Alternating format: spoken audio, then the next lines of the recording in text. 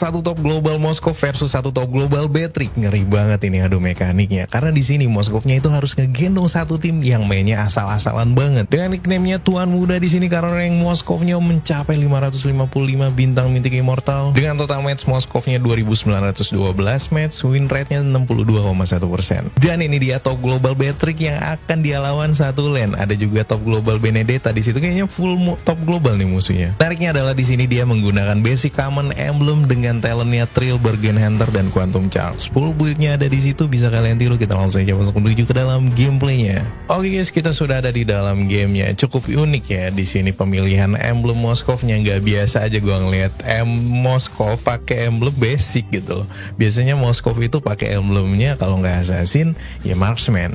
Karena memang tipikal Moskov itu agak sulit untuk pakai emblem basic di early game. Kenapa? Karena dia harus ngelasit minion. Sementara emblem basic itu memang ada physical attack-nya, physical damage-nya, cuman gak sebagus assassin emblem atau marksman emblem yang punya attack speed yang menurut gue bisa banget di komboin sama si Moskov ini. Dan lo lihat aja, bener kan kata gue, basic common emblem ngebuat dia di early game tertekan sama Betrick. Ya sama-sama top global. Mungkin ini udah racikan dia dalam bermain Moskov. Kita punya racikan sendiri-sendiri lah ya, mau itu dia pakai emblem basic, emblem tank, yang penting kalau gameplaynya setipe sama gaya mainnya, yang kenapa enggak gitu loh. Mungkin lu yang user Moskov kurang cocok sama basic common emblem, ya mau gue pakai rekomendasi emblem yang udah lu racik sendiri juga. Ini mungkin dari lu yang nonton ini ada yang pengen nyoba basic common emblem, silakan. Apalagi di sini dia pakai Bargain Hunter. Kadang-kadang gue bagus nggak bagus sih sebenarnya Bargain Hunter ini, karena memang dia enaknya itu cuman di early game. Karena kalau udah di late game udah full item, itu talent kagak guna tuh. Beda ketika lu pakai emblem talent yang weapon master, itu kan nambahin bonus attack, dan itu berguna banget ketika late game saat kondisi build lu udah full. Nah, tapi di sini kita lihat aja ya kayak gimana worth it apa Bargain Hunter ini untuk si Moskovnya. Karena memang kalau di early game emang lebih cepet ngantongin build, jadi harganya juga lebih murah karena dapat diskonan ya kan. Apalagi di sini dia pakai basic common emblem yang early gamenya kagak ada damage-nya ini bro. Basic common emblem itu cuman ngebikin mana awet doang. Kalau dari segi damage ya mending marksman emblem atau assassin emblem sebenarnya. Tapi kita lihat di sini dia udah dapat 1 point kill dengan bantuan Franco-nya tadi. Respect ya Franco-nya di sini, lumayan ngebantuin si Moskovnya, karena emang dari tadi agak sedikit kesusahan di sini Moskovnya. Lu lihat ya, Betricknya dari tadi setelah nge-clear gold lane, dia langsung ke mid lane, nge-clear mid lane, jadi makanin 2 wave minion, sehingga pertumbuhan gold Betricknya di sini jauh lebih cepat dibanding Moskov. Karena Moskov juga mobilitasnya agak sedikit sulit kalau mau rotasi ke arah mid lane. Tapi kayaknya di sini dia bakal kayak ngegeng-geng Florinnya. Ingat ya guys ya, kalau misalnya lu masih early game, targeting yang paling bagus adalah target musuh yang gampang di kill. Di situ Florinnya kebetulan offset, dia langsung memanfaatkan skill 2 Moskov kena stun dan dapat 1 point kill tambahan. Oke, Betrick dibayang-bayangin sama Franco, Iron Hook-nya sayang banget miss di situ. Tapi di sini udah ready juga Auroranya untuk ngebantuin follow up si Moskovnya paling depan di sini. Buset dah itu Roam. Bukannya nebeng paling depan, tapi sayang banget di sini Franco-nya ke pick off. Nolan-nya udah cukup tangguh di situ ngeburst, tapi kita lihat Alucard 1 versus 4. Nggak kuat sih bro, apalagi di sini Moskov dengan basic common emblemnya baru jadi 1 item. Moskov itu setidaknya 3 lah, minimal banget 2. Kalau misalnya masih Corrosion Skate ya kagak berasa, cuman ngeslowin musuh doang. Kecuali kalau memang musuhnya udah sekarat gitu ya, itu bisa gampang untuk dipikir. Tapi kalau misalnya dari darah full, apalagi tadi 4 orang, emang butuh power scaling yang lebih lama lagi, nunggu late game setidaknya. Tapi kita lihat di sini Golden Staff-nya udah jadi, dia balik lagi ke lane. Sementara itu Franco-nya gue nggak ngerti di situ dia ngapain Wah, di solo kill dong Beatrix-nya. Kok bisa Franco solo kill Beatrix? Gue curiga nih, Franco jangan-jangan bikin damage ya apa ya. Tapi itu mahal banget bro. Di sini ngebikin Franco-nya bikin Moskov jadi free farming banget di Godland. Dan ada Nolan yang tiba-tiba datang. Kita lihat ya. Ini kayaknya Moskovnya mati sih bro, kena burst. Oke, kaner. Kalau udah di burst kayak gitu sih minimal ada WON untuk bisa sustain. Gak cukup, apalagi tadi flickernya juga masih cooldown. Jadi kita lihat di sini item selanjutnya Demon Hunter Sword. Sebenarnya dengan talent yang dia ambil ini ngenakin di early game harusnya, karena ngambil pembelian itemnya bisa jauh lebih murah sehingga dia bisa jadi lebih cepat item harusnya. Dengan resiko ya damage-nya jadi nggak terlalu sakit. Penggunaan mananya irit, tapi damage-nya nggak terlalu sakit. Oke, kita lihat di sini dia rotasi lagi ke Godland-nya. Main Moskov itu jangan jangan ngumpul sih guys. Lu kalau main Moskov mainnya ngumpul, ikut roam lu kemana dia pergi lu ikutin kayak berlima terus, itu lu salah. Main Moskov itu sekarang harus main lane jauh kayak gini, harus mandiri sendiri, karena lu harus manfaatin potensi refarm ulti yang dia punya, karena memang harus gimana ya, harus main split push biar musuhnya itu kepecah. Kalau misalnya main berlima itu Moskov jadi kurang efektif di segi ulti, jadi nggak terlalu kepake tuh ultinya kalau misalnya lu kemana-mana berlima terus. Dan lu juga jauh bisa lebih, pertumbuhan gold per menitnya jauh bisa lebih banyak gitu loh. Kalau misalnya lu main split memang rawan banget terjadi ganking, apalagi kalau ngelawan jungler assassin kayak Nolan tadi, gampang banget untuk ngegeng si Moskovnya. Tapi ya itu resiko lah ya, harus pinter-pinter ngumpet sih sebenarnya. Dan jangan pernah lu nongolin diri lu di map ketika musuhnya itu lagi miss di minimap. Nggak tahu nih, lu nggak tahu jungle-nya lagi di mana, MM-nya lagi di mana, roam dan mid lane-nya yang setiap kali rotasi lu nggak tahu dia positioningnya lagi di mana. Dan contohnya ini Gordnya di situ coba untuk nge-burst Moskov, tapi untung aja di sini bisa dibalikin sama Moskov walaupun harus ke shutdown sama Nolan ya, karena di situ dia sudah tidak punya skill escape. Menarik sini karena musuhnya juga jago, sama-sama jago. Game yang menarik, party 5 dan sama-sama top global, sama-sama ngejar MMR juga. Kita lihat ya, di sini kayaknya mau bikin Malefic Gun. Sejauh ini dia masih nge-kill 3. Memang Moskov itu bukan tipikal MM yang ngincer kill sih, dia lebih ke objektif, dapetin turret, ngebagusin lane. Nanti kalau udah late game baru udah tuh ngacak-ngacak. Wow, oke. Di skill kayak gitu aja udah langsung sekarat bro Moskov. Kayaknya dia harus rose gold atau WON sih, tapi kayaknya di sini dia tidak butuh itu, karena item selanjutnya di situ dia bakal bikin Malefic Gun guys. Menarik, udah 10 menit. Rotasi lagi ke bawah. Di sini dia udah mulai dikawal sama Franco-nya. Oke. Berusaha untuk nge-push atas. Kalau dari draft pick musuh sih itu enak banget bro untuk Moskov, karena mereka nggak ada badan, nggak ada yang bisa nebein damage dari Moskovnya. Florin paling cuman bisa heal, lu bisa counter dengan Sea Halberd, tapi kayaknya di sini nggak ada yang bikin Sea Halberd ya. Si Moskovnya lebih mentingin untuk ngedamage. Dan wow, kok bisa tiba-tiba Benedettanya masuk sendiri? Salah banget sih itu. Dan di sini Moskov duel antara top 1 top global versus 1 top global dimenangkan oleh Moskov. Gokil sih. Kalau udah di tier immortal ratusan emang kayak gini guys, pasti adu mekanik skill.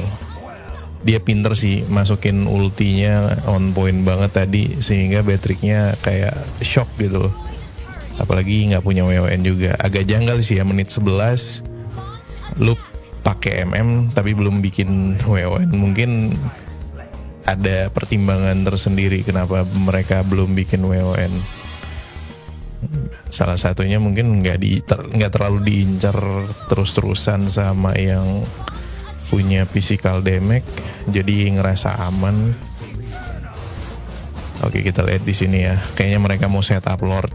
Sementara itu Freya-nya nge-split atas. Ini bagus banget sih, ada 2 tukang split, Freya dan Moskov. Bisa dimanfaatin. Oke, ultinya connect lagi di situ ke Beatrix, tapi nggak mungkin dimasukin dong. Wah, dimasukin bro. Gelo berani banget dari sini. Untungnya dia udah pakai WON. Ternyata itu rahasianya guys. Kalau dia udah pakai WON baru dia main agresif, dan emang harusnya kayak gitu. Soalnya ngandelin si junglernya ini, Alucardnya kayak farming doang. Ini satu tim draftnya hero-hero farming semua cuy. Gimana coba rebutan farming. Alucardnya mentingin farming, Freya-nya juga farming, Moskovnya juga hero farming. Sebenarnya draft pick kayak gini sih agak riskan ya, karena harusnya menghindari hero yang terlalu banyak hero scaling kayak Moskov, Freya, terus Alucard. Yang ngeburst paling si Freya doang sih. Freya early game harusnya udah bisa ngacak-ngacak. Cuman yang totally ngeburst di sini Aurora. Cuman ngandelin Aurora doang paling. Alucardnya dari tadi sibuk farming soalnya. Oke, Lord jalan dari arah atas, dan di sini dia udah ngejual warrior boots-nya diganti sama rose gold case. Karena memang lu kalau pakai MM kalau udah late game itu sepatu udah nggak guna lagi harusnya ya. Karena memang mending full item sekalian gitu loh. Sepatu itu mending jual aja, ganti tuker entah itu rose gold atau immortal, biar bisa menghasilkan damage yang jauh lebih besar. Waduh, dia flicker ulti ya. Flickernya ke bawah, ultinya ke atas. Sip. Mungkin predik kali, siapa tahu nolanya ke atas, nggak taunya ke bawah, langsung di flickerin sama dia. Tapi nggak cukup juga buat ngejar Nolannya di situ. Tapi si Nolannya nggak bisa kabur lagi, double kill. Ini harus Lord lagi sih. 4 versus 3, mereka mau paksain kah? Kayaknya kondisinya sekarat. Beruntung ini musuhnya punya hero high ground yang bisa ngedefend, nge-clear wave minion dengan cepat, yaitu Gord. Dalam satu tim memang harus ada sih guys hero high ground yang bisa nahan dari jauh tanpa harus terjadi team fight, biar bisa nge-clear minion. Jadi jauh lebih efisien kalau ngedefend, enak. Misalnya kondisinya lagi kalah nih, masih bisa nahan gitu loh. Kan lu kekalahan gold ditahan sampai ke late game ya, walaupun jumlah goldnya tetap lebih unggul musuh, itemnya tetap sama-sama 6 slot kan. Lu unggul gold 1 juta gold juga nggak mengubah slot item lu jadi 10 gitu. Tetap sama slotnya 6 gitu. Jadi yang penting itu nunggu sampai late game, nahan. Ketika udah dapetin momen di late game, udah kayak gitu sih guys caranya. Nah, ini musuhnya menerapkan strategi itu. Kita bisa lihat di sini Moskovnya coba untuk ngebagusin lane bawah sambil nyibukin mereka supaya ngedefend harus bolak-balik mundar-mandir, defend bawah, lore-nya di atas. Jadi mecah konsentrasi musuh sebenarnya, dan terbukti dulu. Lihat ya di minimap di situ yang setup Lord, ada Benedetta dan Nolan, yang lainnya nyusul. Tapi di sini Moskov itu nggak boleh ada di area Lord sih, karena dia harus manjangin lane dulu. Percuma lu nggak bisa. Waduh, kok kayak gini anjir. Ntar dulu guys, kok tiba-tiba rata 3. Ya wajar sih, memang musuh setupnya berlima sementara timnya Moskov cuma bertiga doang. Moskovnya main lane jauh, dan yang satu lagi Franco-nya bingung mau nge-backup Moskov atau mau nge-backup yang di area Lord.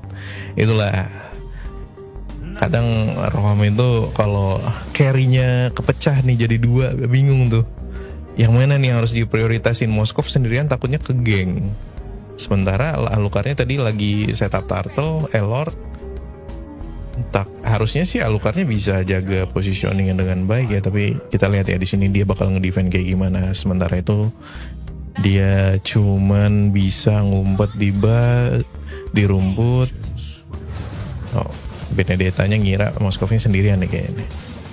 Ngumpet dua orang Aurora dan Franco, dua tukang ciduk yang siap menerkam siapa saja yang akan nge-all in. Buset, strateginya sih bagus ya, dan eksekusinya baik sih menurut gue. Di situ Benedetta-nya ke-trigger untuk nge-all in Moskovnya, udah keluar semua source skill dan ulti, langsung diflickerin sama Moskov. Tapi di sini datang Beatrix duel lagi satuan. Damage senjata roket Beatrix sih emang gede banget bro. Apalagi Rose Gold-nya tadi udah pecah juga. Gue bingung kenapa dia nggak jual Rose Gold ganti Immortal, padahal itu enak banget.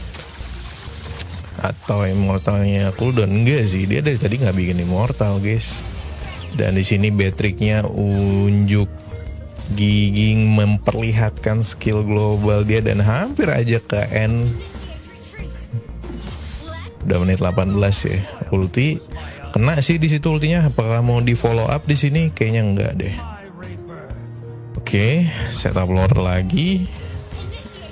Coba untuk ngelur-ngelur waktu sampai Franco dan Auroranya hidup ya. Ini mereka pengen push juga nggak bisa sih, kesulitan.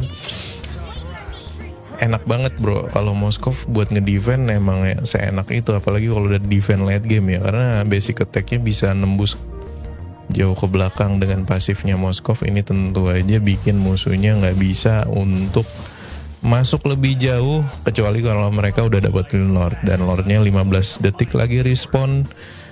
Freya split atas, kita lihat ya dia mau kemana ini pergerakan Moskovnya. Sementara itu di minimap ada 3 orang, Beatrix, Florin, Nolan, ulti, ada 4 orang di area Lord.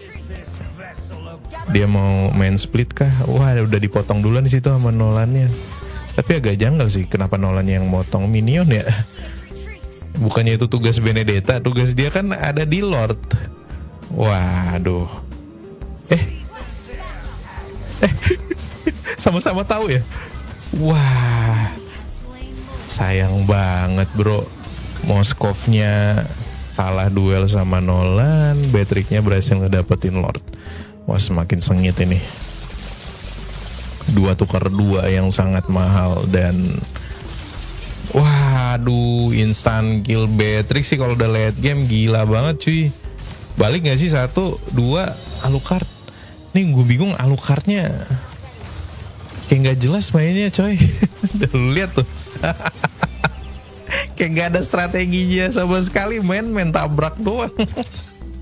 Wup. Wah, untung aja di situ bisa di shutdown. Alucard mainnya nggak pakai mikir coy, cuman modal tap skill doang. Ya kali pancing dulu kayak WON Beatrix-nya gitu, dihajar di WON. Ya lu mati lah. Apalagi ini udah late game gitu loh, makanan MM banget, udah 1 lawan 1. Apalagi yang dilawan yang punya physical damage gitu. Kalau yang magic damage sih gue yakin tembus tuh Beatrix. Oke, masih panjang perjalanan guys. MMR Moskovnya menolak kalah di sini. Tapi di situ dia ulti kena 1 orang, gagal Gordnya untuk bisa ngasih surprise. Wah, mati satu-satu yang kayak gini nih, yang gawat nih, kita lihat ya. Dan bener aja bro, mereka maju 1-1 dan mati 1-1. Apakah mau ngelor dulu pilihannya atau mau dipaksain push? Kalau misalnya top global lawan top global, serunya ini sih guys, adu skill. Walaupun emang tidak banyak terjadi point kill di sini ya, Moskovnya masih kill 9, tapi adu skill, strategi, mekanik, makro dan micro playnya itu seru untuk ditonton. Oke, udah 22 menit tuh, udah late game banget ini. Lord juga udah evolve di situ. Kita lihat, wah, kan gue bilang juga apa guys, memang harus mage yang ngeburst Beatrix-nya biar bisa mati. Dan di sini Moskovnya berhasil nge-end game-nya dengan sangat dramatis ya guys. Nih lihat ya statistiknya tuh. Auroranya, gue nggak bilang auroranya jelek ya, tapi ini statistik terbukti ya. Tapi tadi bisa end juga gara-gara auroranya sih, dapat momen di late game ya. Itulah guys, plus minus kalau misalnya udah masuk late game. Walaupun early gamenya tadi juga lumayan berat buat Moskovnya. Thank you buat kalian semua udah nonton, dan jangan lupa suka konten gue, diklik tombol like dan subscribe-nya. Sampai ketemu di konten gue selanjutnya. Bye bye guys.